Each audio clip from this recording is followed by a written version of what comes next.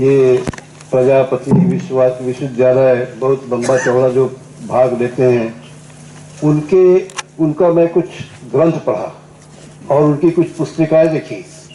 उस पुस्तिका में, एक पुस्तिका में उन्होंने लिखा है कि भगवत गीता का रचयिता कौन है। हम सब जानते हैं भगवत गीता भगवान के मुखारबिंद से निकला है, लेकिन ये भ्रामक प्रचार करते हैं और भ्रामक प्रचार करके ये बतलाने का प्रयास करते हैं कि भगवान कृष्ण कोई भगवान नहीं है, एक ग्वाला था और उसके द्वारा इतना महान ग्रंथ की कोई रचना या उनके मुखारबिंद से कुछ भी नहीं निकला है। तो ये एक भ्रामक प्रचार है और इस भ्रामक प्रचार से हमारे धर्म को काफ़ी हानि होती है। इसी प्रकार से सभी जानते हैं रामपाल, जो एक काफ़ी चर्चित धर्म गुरु बन चुके हैं। इनकी मैंने पुस्तिका पढ़ी और इसमें पूछते हैं कि भगवान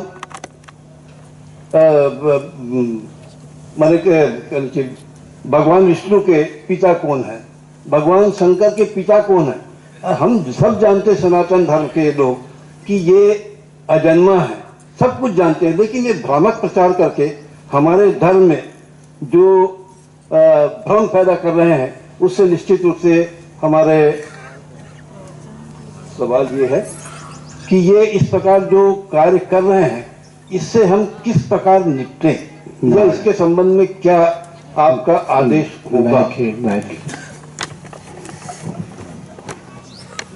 माउंट आबू में जिनका आपने सबसे पहले नाम लिया, उनका आश्रम अंग्रेजों के शासनकाल में भी था,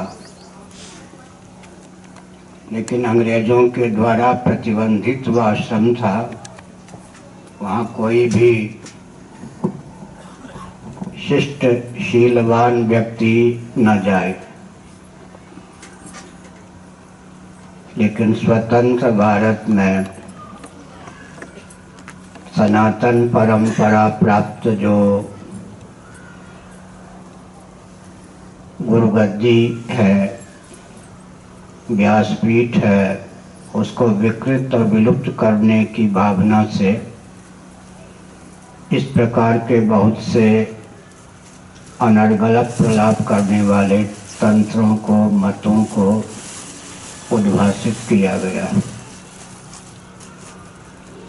शासन तंत्र का प्रश्रय इन तत्वों को इसलिए है कि जैसे हनुमान जी का नाम ले लिया जाए तो भूत प्रेत उपद्रव नहीं कर सकते, वो पलायन कर जाते हैं। वैसे ही सनातन परंपरा प्राप्त अगर गुरु उज्जीवित रहेंगे, विकृत या दिशाहीन नहीं होंगे, तो उन पर दिशाहीन शासन तंत्र की दाल नहीं गल सकेगी। यही कारण है कि जो राजनीतिक दल हैं वैसे तत्वों को बढ़ावा देते हैं, और जो व्यापार तंत्र है, प्रचार तंत्र है, वह भी ऐसे तत्वों के समर्थन में आता है। पहले गुरुकुल में ब्राह्मण क्षत्रिय वैश्य परंपरा से विद्या अध्ययन करते थे, तो राजा को भी और वैश्यों को भी धर्म का ज्ञान होता था। शूद्र भी विधिवत कला का प्रशिक्षण प्राप्त करते थे। अपने अपने धर्म और चरित्र की शिक्षा ब्राह्मणों से लेते थे। उनके जीवन में भी धर्म का बोध सन्निहित था। माताएं भी परंपरा से पुराणों की कथा का श्रवण करती थी। वे भी व्यवहार कुशल थी, धर्म में आस्थान्वित थी, भगवत भक्त थी। इस प्रकार के मतांतरों की दाल नहीं गलती थी। अब चूँकि ये जो राजनीतिक दल वाले हैं, ये धर्म के नाम पर कुछ भी नहीं जानते। कोई नेता कुछ जानते हैं, लेकिन वो अपने आप को बहुत ऊंचा धर्मज्ञ मनीषी भी मान लेते हैं। और जो सकाम व्यक्ति होते हैं, हथेली पर सरसों जमाने की जिनकी इच्छा होती है, भावना होती है, ऐसे मतों के चपेट में आ जाते हैं। आपने संप्रदाय शब्द का प्रयोग किया है। आजकल संप्रदाय शब्द का बहुत दुरुपयोग किया गया। ये सांप्रदायिक हैं कहने पर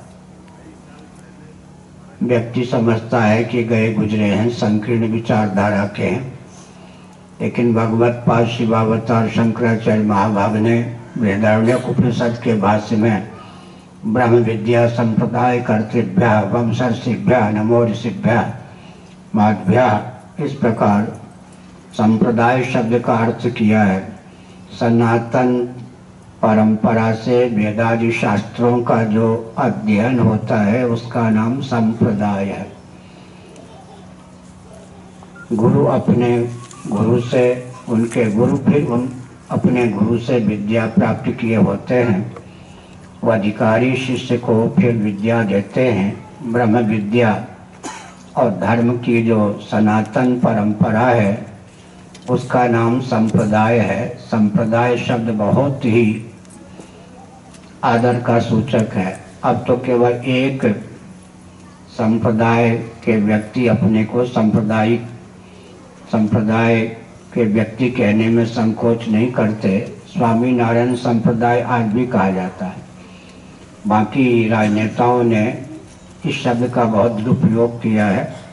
वास्तव में ये संप्रदाय है ही नहीं जिन तत्वों का आपने नाम लिया। साथ ही साथ यह भी समझना चाहिए कि गांधी जी ने एक बहुत पवित्र शब्द का बहुत निकृष्ट उपयोग किया।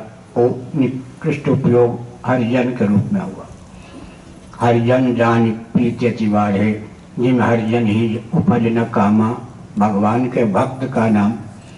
लेकिन एक वर्ग विशेष को हरिजन कह के कालांतर में उसी को उत्तर प्रदेश के नेताओं ने दलित के रूप में ख्यापित किया। तो ये राजनेता देश को दिशाहीन करने में बड़े निपुण होते हैं। किसी ने ईश्वर अल्लाह तेरे नाम कहा। मुसलमान इतने चतुर हैं, ईश्वर अल्लाह तेरे नाम का भजन कभी नहीं किया। लेकिन हिंदू इस कूटनीति के चपेट में आ गए। भगवान श्री कृष्ण ने गीता का उपदेश किया अर्जुन को। 11वें दिन संजय ने उसी गीता का उपदेश धृतराष्ट्र को किया। महाभारत के भीष्म पर्व में 25वें से 42वें अध्याय तक 18 अध्यायों के माध्यम से 700 श्लोकों में जो सामग्री निबद्ध है वह संजय धृतराष्ट्र संवाद के अंतर्गत श्री कृष्ण अर्जुन संवाद है।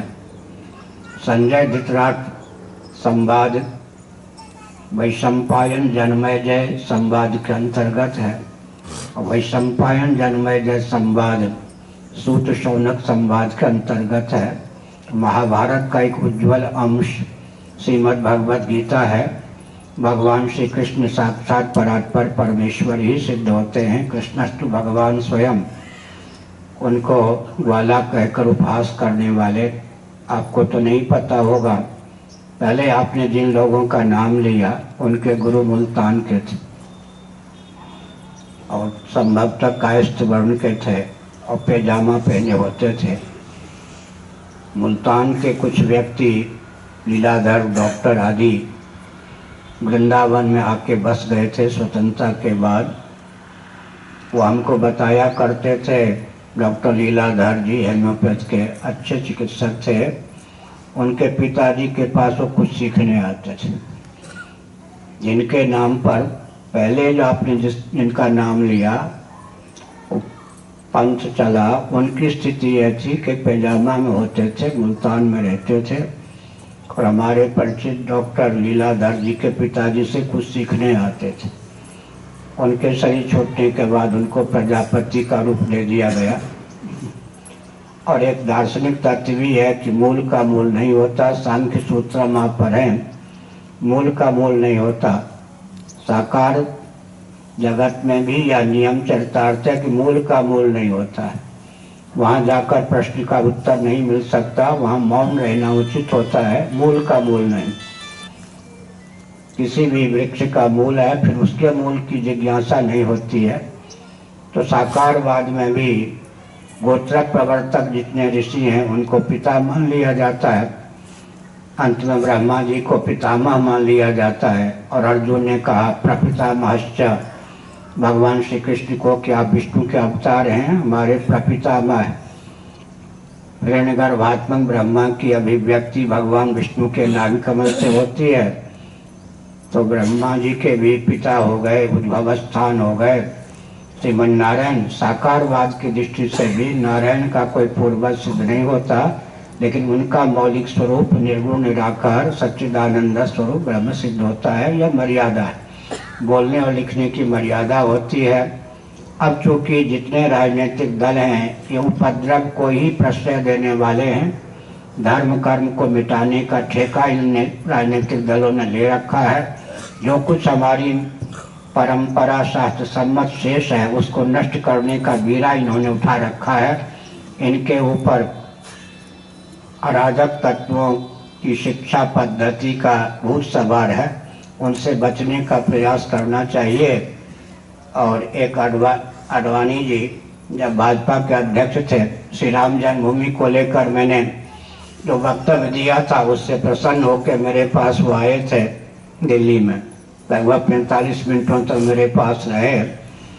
उन्होंने एक दो वाक्य ऐसा कहा जो आज भी हमें स्मरण है। जो कुछ उन्होंने बातचीत की सब स्मरण है, लेकिन समाज में उद्धृत करने योग्य दो वाक्य बहुत महत्वपूर्ण हैं।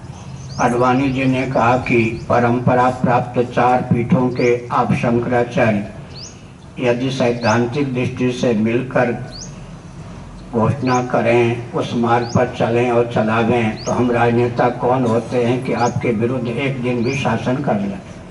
उनकी भाषा अपने ढंग की थी, उनके भावों को मैंने अपने शब्दों में व्यक्त किया। अडवाणी जी की बात बहुत मुझे महत्वपूर्ण लगी। और आज भी हम देखते हैं कि राजनीतिक दलों ने 100 से अधिक शंकराचार्यों को बना के छोड़ दिया है।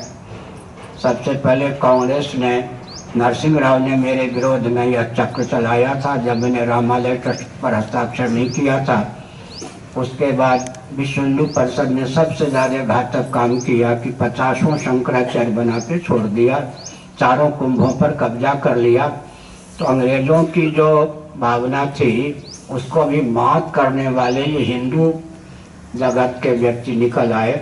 ऐसी स्थिति में जब शंकराचार्य भी अराजक तत्वों के प्रश्रय देने वाले, हमने भाजपा के अध्यक्ष और मध्य प्रदेश के मुख्यमंत्री दोनों मेरे पास से बताया कि ये देखो अखबार, आप लोग यहाँ उज्जैन में हो और एक व्यक्ति कहता है जितने आतंकवादी हैं मैं शंकराचार्य उनका गुरु हूँ, जबकि कहीं का शंकराचार्य नहीं। लेकिन वो दोनों चुपचाप हंस के सुन रहे थे।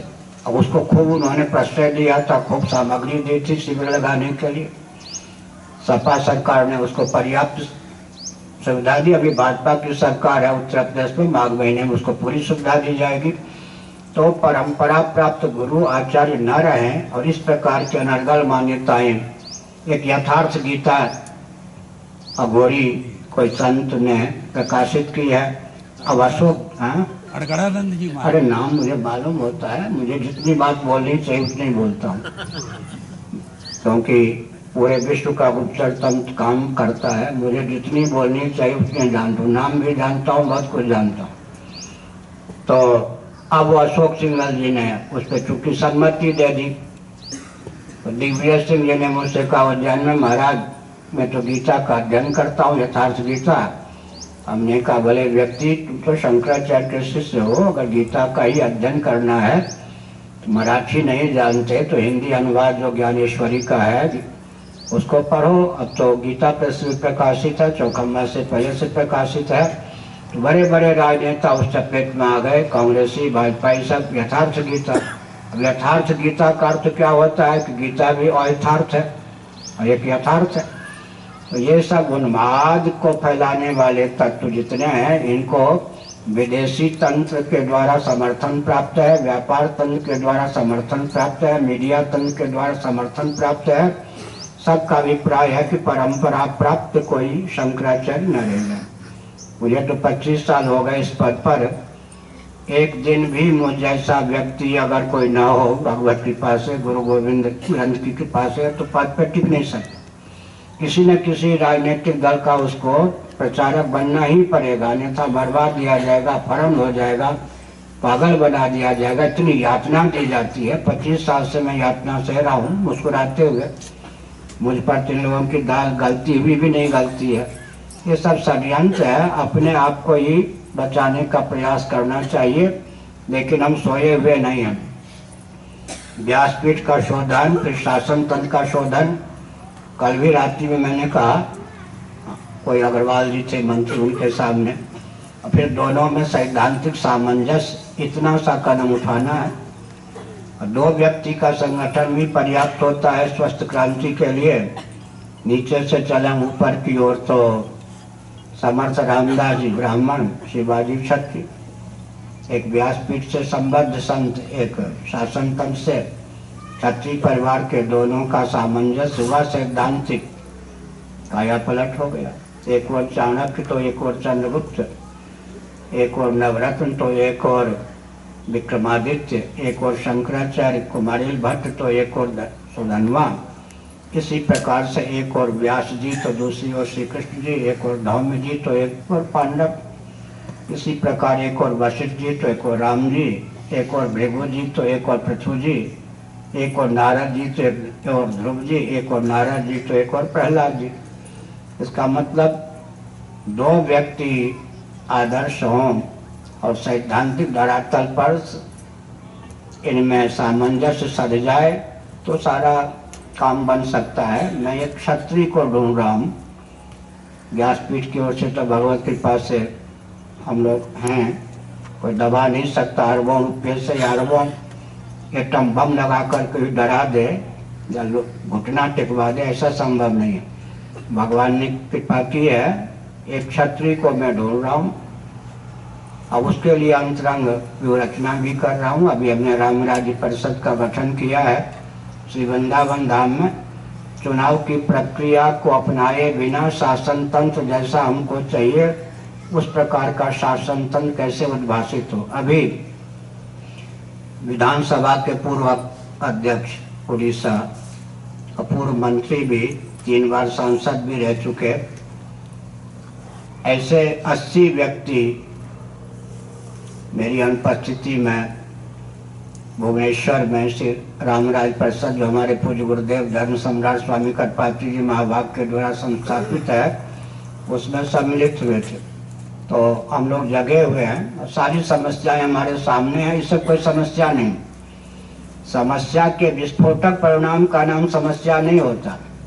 लोगों को समस्या का पता ही नहीं है। समस्या एक ही है कि छलबल डंके की चोट से अंग्रेजों ने एक राजनेता को भारत का आध्यात्मिक मनीषी घोषित किया, ताकि शंकराचार्य सार्वभौम आध्यात्मिक गुरु के रूप में उद्भाषित न हो। बल्कि शंकराचार्य का प्रादुर्भाव तो ईस्वी सन से 507 वर्ष पूर्व हुआ और बाद में विनोबा जी ले आए गए, अब दलाई लामा जी ले आए गए। शंकराचार्य से पिंड छोड़े और शंकराचार्य भी कोई रहे तो किसी पार्टी के प्रचारक बन के, उद्योगपतियों के यंत्र बन के रहे और अराजक तत्वों को भी आचार्य के रूप में घुमाया जाए। ये शासन तंत्र का षड्यंत्र है। इसको विफल करना हमारा दायित्व है, आप लोगों का दायित्व है साथ देना।